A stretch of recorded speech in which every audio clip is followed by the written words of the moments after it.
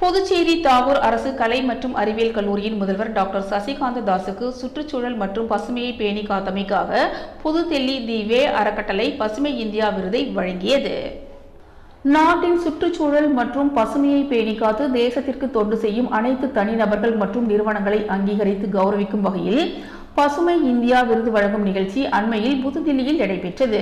இந்த நிகழ்ச்சியில் பல்வேறு உயர் அதிகாரிகள், கௌரவ விருந்தினர்கள், சமூக ஆர்வலர்கள், தன்னார்வ தொண்டர்கள், கார்ப்பரேட் நிறுவனங்கள் மற்றும் தொண்டு அமைப்புகளை சேர்ந்தவர்கள் அவரவர் முயற்சிகளுக்காக கௌரவிக்கப்பட்டனர்.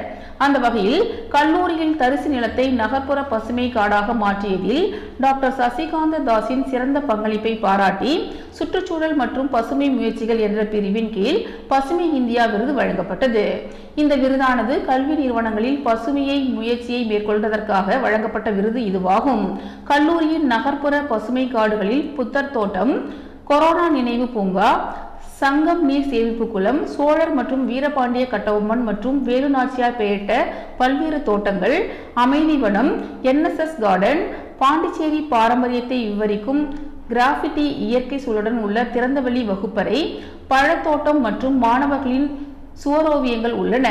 கல்லூரி இப்போது சுற்றுச்சூழலுக்கு உகந்த சூழலை கொண்டுள்ளது மற்றும் மாணவர்கள் திறந்தவெளி வகுப்பறைகளில் கற்கும் வாய்ப்பு உள்ளதாகவும், கல்லூரி வளாகங்களில் உள்ள அரிய வகை மரங்கள் மற்றும் செடிகள், கொடிகள் மற்றும் பூச்செடிகள் மாசு இல்லாத காற்றை வழங்குகிறது.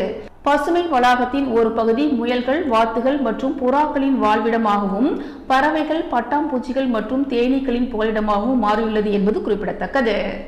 புதுச்சேரி மாநில நீதிமன்றங்களில்